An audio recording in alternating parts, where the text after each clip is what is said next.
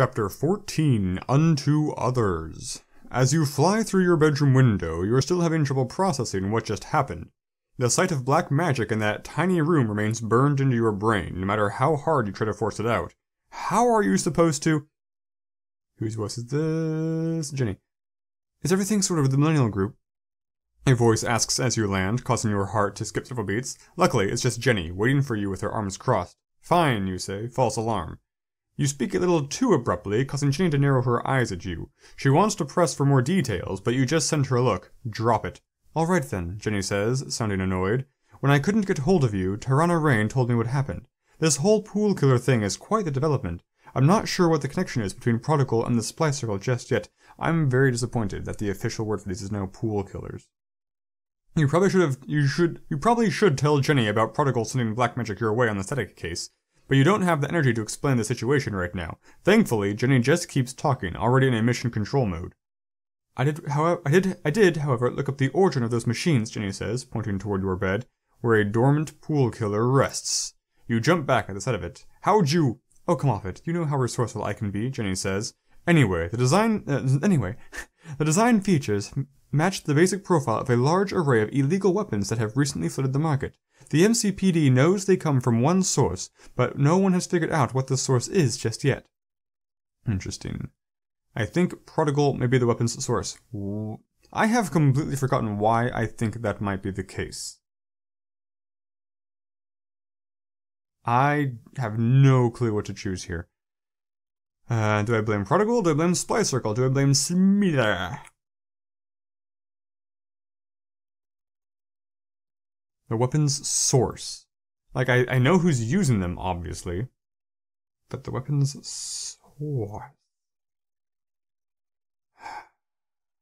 What was that weird bone-crushing mummy? The bone-hurting juice. I'm gonna go with Smither, I guess. Perhaps there's someone out there who's supplying Madame Weiss, and they're both trying to frame Prodigal by placing her name on the warehouse deed? You know, as retribution for her attack on Smither? That's all well and good, Jenny starts, but it still doesn't explain why Prodigal seems to have taken an interest in you. I think Prodigal is just using me as a pawn to take down the Supply Circle. No, second one. I definitely think Prodigal has it out for me, though I have no idea why. Prodigal appeared in the Gravitas case, sent Black Magic looking for you, and might have supplied the pool killers to Madame Weiss. All the signs point to Prodigal messing with you directly. But if she is coming after you, why hasn't she attacked you since the Gravitas case? And she hasn't taken credit for anything yet. It just doesn't make sense. Which is why finding Prodigal needs to be a top priority. Jenny pauses, pinching her elbows, which you know means she's about to bring up something uncomfortable. And why was that warehouse named the Artillery? Why is it uncomfortable? Oh. Is this her? Am I choosing her? Oh, could it be connected to my parents somehow? I don't know. Jenny just works on her elbow, not answering. You start to think it through. How could anyone know your connection to Ms. Artillery? It's too obscure. Someone would have to know not only your secret Sterling identity, but also the PFPP cover-up of your Hamner identity as well. And even after all that, they would then have to make sure you received the right tip-off to break into the warehouse. That all seems too elaborate and far-fetched to be true. Besides, the Artillery is a very predictable name for a weapons company. The connection must be negligible. But even if that is the case, you still need to make finding Prodigal a priority. The Artillery, that's very specific. The Artillery is like an individual. It's a very dumb name. Artillery, great, perfect, use it. The Artillery, uniquely dumb. Does this give us any leads on finding Prodigal, you ask? Yes and no. If Prodigal is involved in the Artillery, we can find a way to make a false transaction and hope it leads to her, but that will require some deeply unpleasant undercover work. Sounds like a good place to start, you say. Foe, there's something else, Jenny starts, taking a deep breath. Now I need you to stay calm once I tell you this. Promise me you won't do anything rash. I never do anything rash. Do you know me at all? Jenny gives you a menacing look, but keeps talking. The thing that attacked you was called the Wisp. He's a well-known contract killer. I know you probably just assumed he was there to protect the warehouse, but... He followed me there to kill me? You finish stunned. Was the Wisp waiting there for me in the first place? Was it a trap? Do we have any idea who hired him? How long... Hold on, let me finish, Jenny says, holding a hand up. I don't know how or when he tracked you down, but I did some digging and managed to find out who hired him. Jenny just looks at the floor and works over her elbows, clearly not wanting to deliver whatever news she has. Well, who was it? Was it the Splice Circle? Rexford Schillers? Is Smither back? Was it... No, Fo, Jenny says. It was... Jury. The name rings in your ears, causing a cold rage to spill through you. Jury did this? You knew he'd be out for revenge, but trying to have you killed. Could he really be that ruthless? Or that bold to think he'd get away with it? Then you think about what his father did to you and your family, and you have your answer. Are you sure? You ask Jenny, your whole body beginning to quake. He tried to make an untraceable payment, but it didn't work. The MCPD tracked the deposit back to a hidden account linked to Jury's Me chip. Jenny looks like she wants to say more, but you don't let her. Because you already know exactly what you're going to do about Jury. Get revenge. I'll leak this story to the press and ruin the victim family. I'll do to them exactly what they did to me. Or rise above. I won't allow the victims to turn me into the kind of monsters they are. Plus, it's smart to keep this information as a bargaining chip. Rise above? Because I don't get revenge. I reckon. You're not about to compromise your moral standards for anyone, especially not scum like Jury. But that doesn't mean you can't use his position to your advantage. Also, I suspect, given his mayorshipness, trying to leak the story would not succeed. I know that look, Jenny says. What are you planning? Just trust me, you say, turning to leave. This is my bedroom. We're leaving later that night. You make sure to be late to your meeting with Jury, letting him sweat it out in Ringe Square for a while. What meeting? The pretty rich boy definitely won't be used to hanging out in derelict parks. Plus, his powers to see through multiple perspectives will only worsen his nerves, considering he'll be able to see exactly how many eyes are on him. I actually forgot that was his power. Once you see a droplet of sweat begin to run down Jury's forehead, you decide it's time to fly down to face him. What was his voice? It was really obnoxious, right? There you are, cutie. Was that his voice? I don't want to do that voice very often. There you are, cutie. That's a little sassy, I guess. He's saying cutie. He's pretty sassy, I think we can safely say. Jury says, flicking a half-finished cigarette into the nearby bushes. Let's get one thing straight from the start. I didn't hire that wisp breeder to kill you. Right. Of course you didn't, you start. Except that the MCPD already traced the wisp's payment to one of your hidden accounts.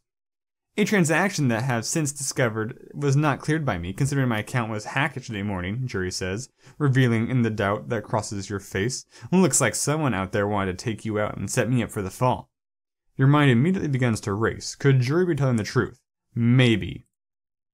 Why would Jury lie? What a stupid question that is. That's a bit of a stretch, you say, though you immediately think of Prodigal and the Splice Circle. Believe what you want, Jury says. It doesn't matter to me. Well, it should. Just because I haven't told the press yet doesn't mean I won't.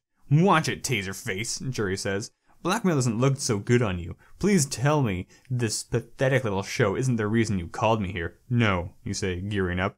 You did call Jury here for a reason. You have one last play to make.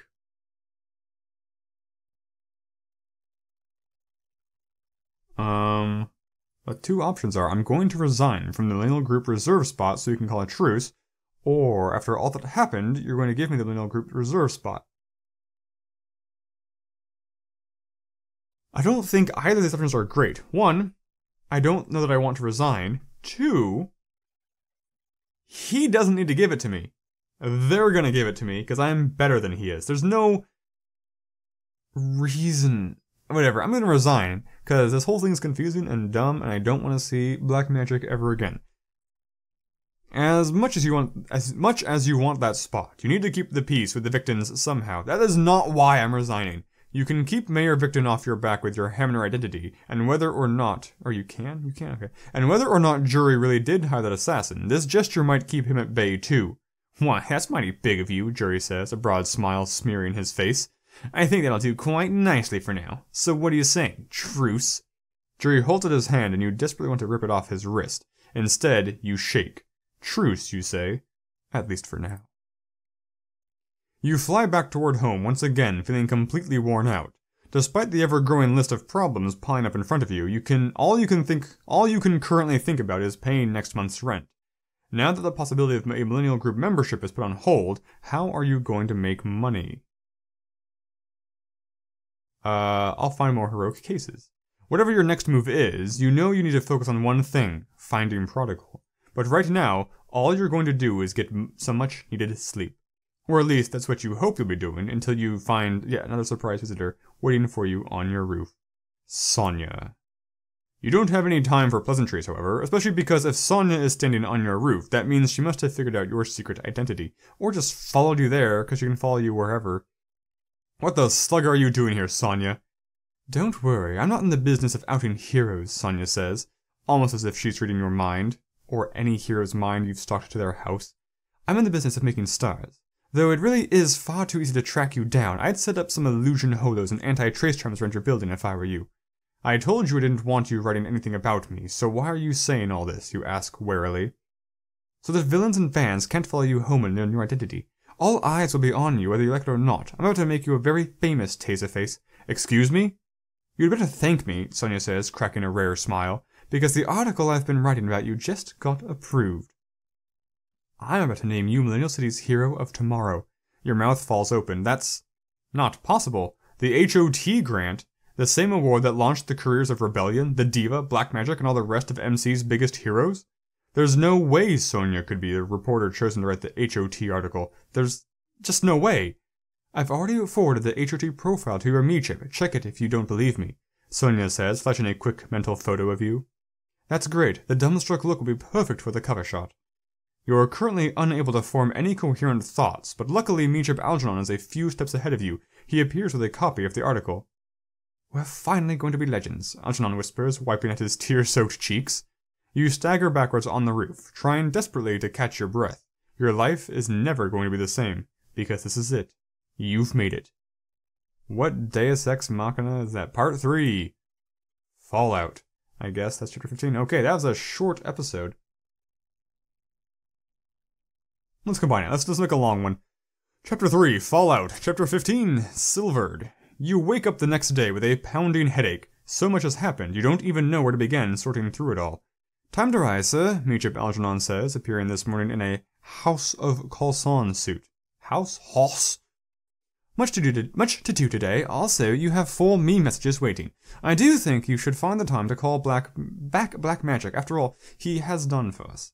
Ignoring Algernon's helpful suggestion and scrolling over the 3 me messages from Black Magic, you open a me message from Sonya instead.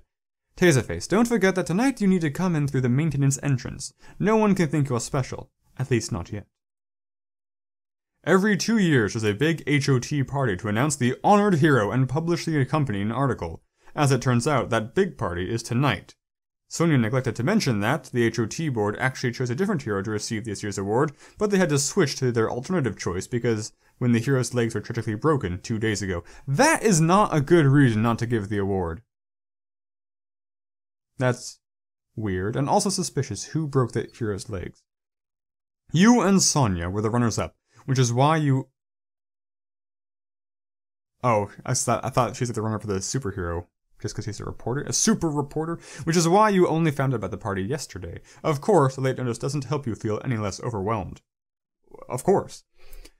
You are also rather exhausted because you stayed up most of the night reading and rereading Sonya's HOT profile. I think I might start saying hot profile. The beautifully written article recounts everything you've done since your very first night on the tracker case, all the way up through your recent dealings with jury. It paints you as a flawed yet promising hero and only hints at your heroic family legacy, creating a healthy dose of mystery. Every prior recipient of the HOT grant has been catapulted into super stardom, so you can't even fathom what's going to happen to your career after tonight. And out of all the perks of this HOT award, you're most excited about $100,000 cash, the credibility to do the kind of heroine I've always dreamed of, the overnight celebrity that comes with the award, the glamorous party thrown in my honor, or I'm not excited. I'm angry about being a last-minute replacement. I'm gonna do, this one, I guess? The credibility. Even though I don't really feel like I've earned it. No one will block you from the good cases or the really dangerous villains now. You'll have access to all of the finest heroic opportunities. It might even be time to start thinking about signing with a hero agent. Many will be pursuing you after tonight anyway. You know you should be focusing on fighting Prodigy, sorting things out with Black Magic and the MG, or dealing with the victims. But after all you've been through, you think you deserve at least one day off to enjoy this big break. The victims haven't really been a huge issue. And I do not care about Black Magic. We're Dunyan Rings. You bet days, your You bet days filled with this much success will only come along once in a while, so you'd better soak this up while it lasts. And right now, you just can't wait to tell Grandma the big news. Well, look who's finally up, Grandma says as you enter the living room.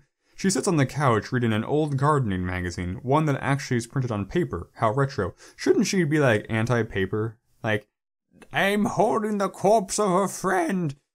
Grandma, I have some news for you. Jenny called to tell me about Jenny called to tell me about what happened last night, Grandma sighs. From the sound of it, you could use all the help you can get. You should dress before Tarana Rain gets here. And why did you invite Tarana Rain here without asking me first, you say, barely able to hide the impatience in your voice? The last thing you want to do is fight with Grandma right now, but this whole sidekick thing is getting rather annoying. Tarana Rain worships you. No, she doesn't. Whether you know it or not. And you have a lot going on right now, so let her help you. It's good for you both. You know, foe. It shouldn't be that...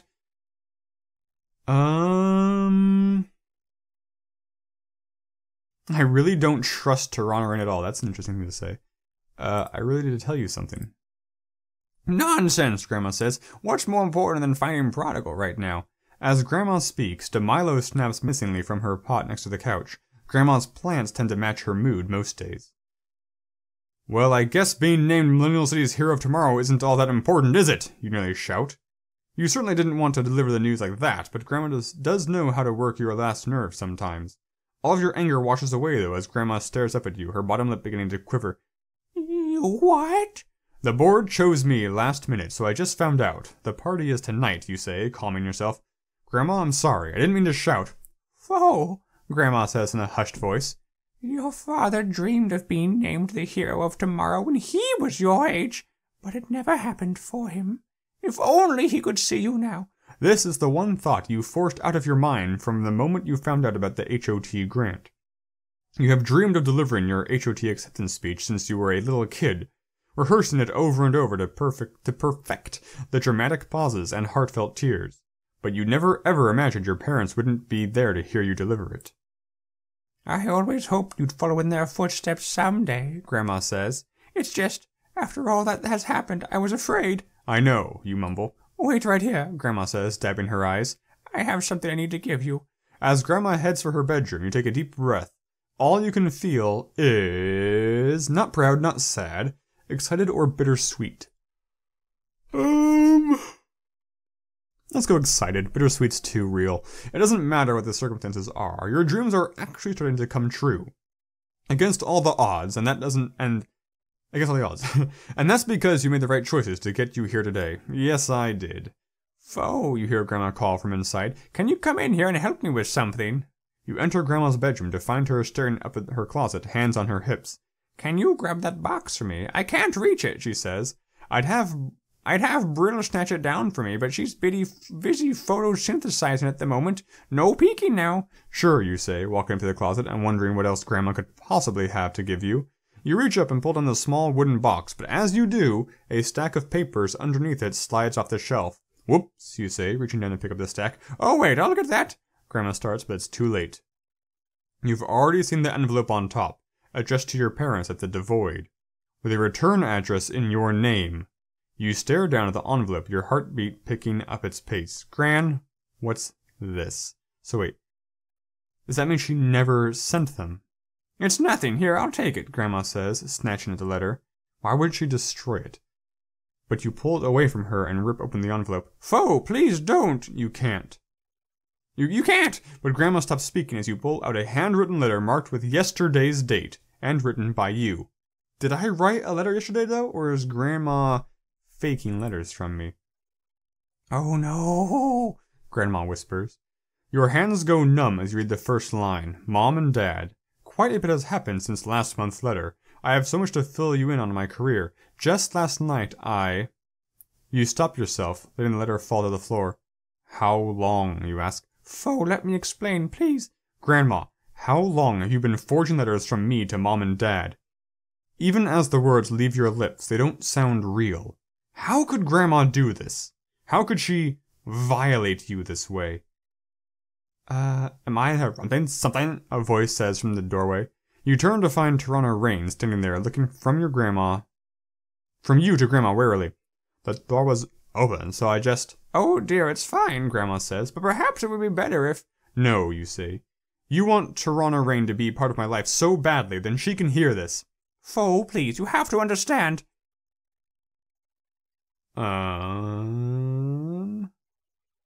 You had no right to do this. No right! You have no honor! Grandma just hugs herself, unable to look at you.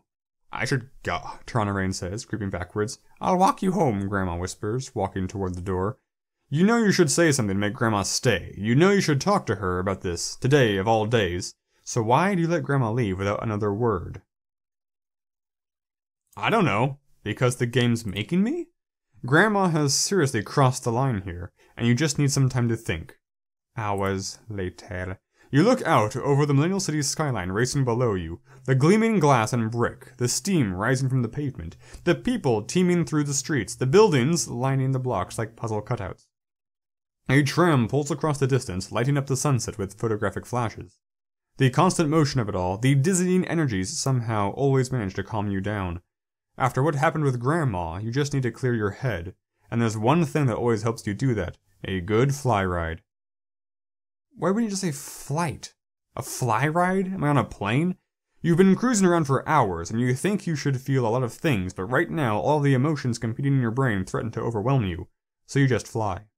You hurtle through the sky and take a deep breath of cold air, the wind rushing against your skin. There's nothing like the feeling of soaring through the air with nothing and no one in your way. You're in absolute control, yet totally wild at the same time. Even though you'd love to cruise around the city all night, you really need to head home and get ready for the HOT party. As you fly back toward the fringes, ignoring the now double number of messages on your me chip, and Algernon's constant request for you to reconcile with Black Magic and Grandma both, after his third time chiming in, you threaten to turn Algernon's conversational function off. Shouldn't your me chip be on your side? It doesn't matter though, since you've already decided what to do when you get home. When you see Grandma, you plan to... wait for her to apologize to me.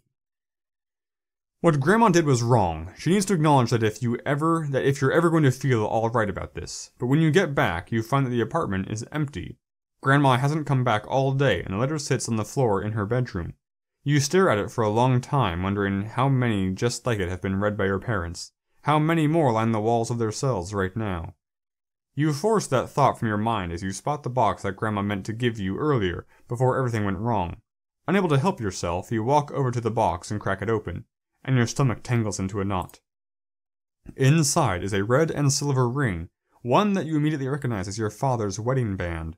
The ring has two intertwined strands, one red and one silver, your parents' heroic colors, or silvered as they fondly call it. My parents are dumb. That you tilt the ring up to look inside, knowing there are also lyrics from your parents' wedding song engraved there, although red and silver are cool colors. For once in my life, at last, I'll be there, someone like you, my heart will go on, you love me, create your own lyrics. Well, we have to create our own lyrics. I wonder what the character limit is on this. How big a ring is this? Also, what song should we do? We could do Albuquerque by Weird Al Yankovic. We could do Dare to Be Stupid by Weird Al Yankovic. We could do... Whoa, Black Betty, bam, bam. Let's do a song with lyrics, though. It could be... I rode through the desert on a horse with no name. What's a really repetitive song? Happy Birthday? No, it's not that, no. Let's just do Dare to Be Stupid has so many good options. Dare to Be Stupid. You... let's see. Stick your head in the microwave and give yourself a tan. What's the order of these lyrics? You better squeeze the Charmin you can, and Mr. Ripple's not around.